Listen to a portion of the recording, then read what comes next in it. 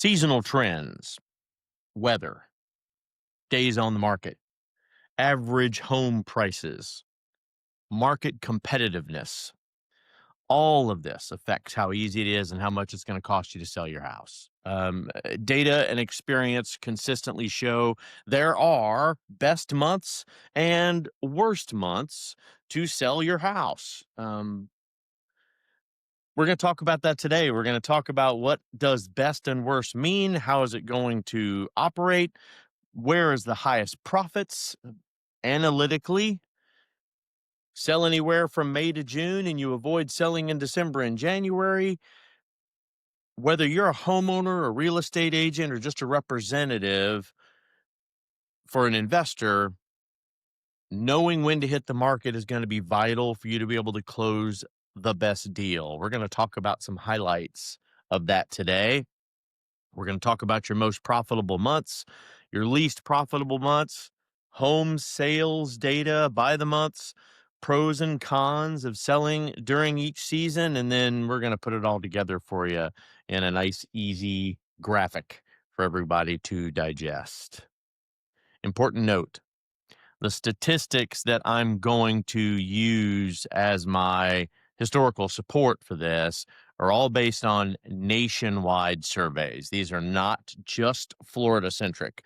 I will caveat with everything I'm talking about on the highest levels of good are magnified in Florida. We have a very active market, even in its what would they consider their slowest times, right? You're what you're talking about is driving over the speed limit versus driving on the Autobahn. It's a different experience, but when you're talking about Florida, it's fast and furious no matter when you're marketing your property.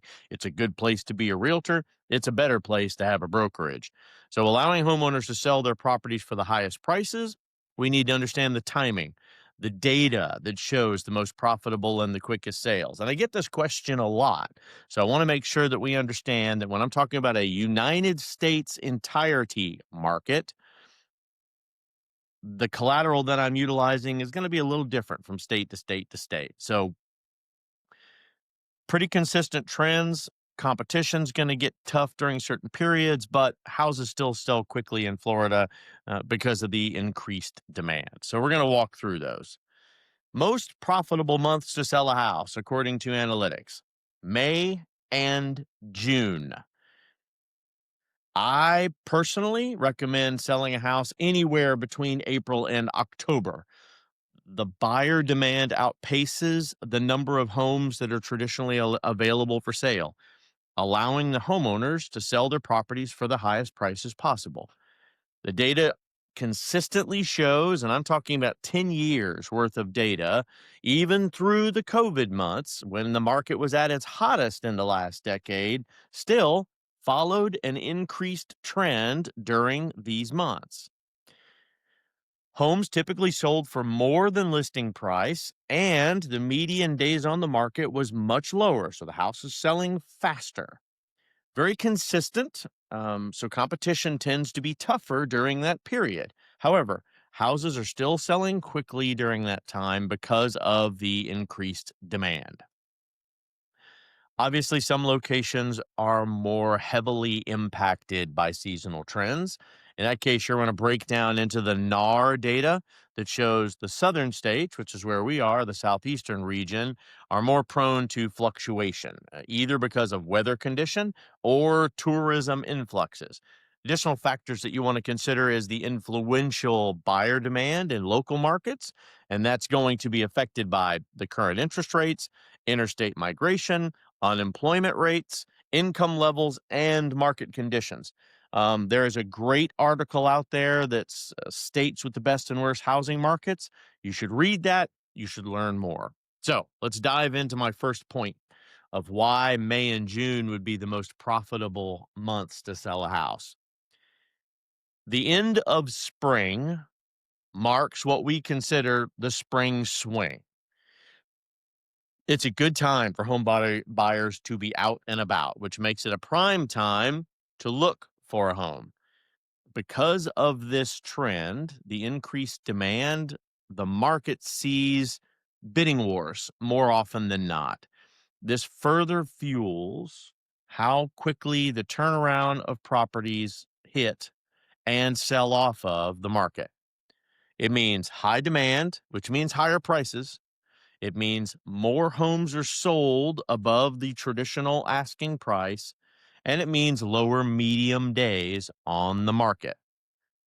Medium sales price, by the way, of existing homes currently is about 422,000 nationally, considerably higher than that in the state of Florida. The rule in Florida is pretty simple. The farther you get away from the water, the less expensive and less total cost of ownership you're dealing with, simply because of storms, hurricanes, value proposition that you're closer to access to the beaches, and you got scenarios inner portions of the state where there are less insurances and costs, again, for owning the property.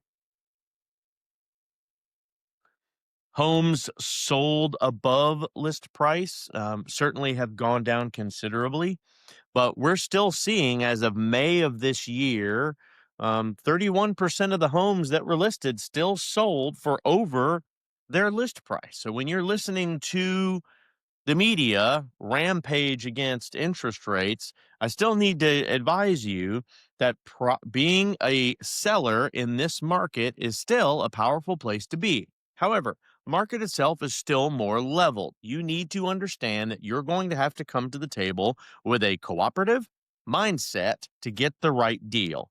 Buyers are asking you for more because they know the statistics show that your home's going to be on the market longer. And depending on your story as a seller, that's what sets the pace on whether or not you're willing to accept the offer that's coming in, or whether you want to challenge the offer and go back and forth.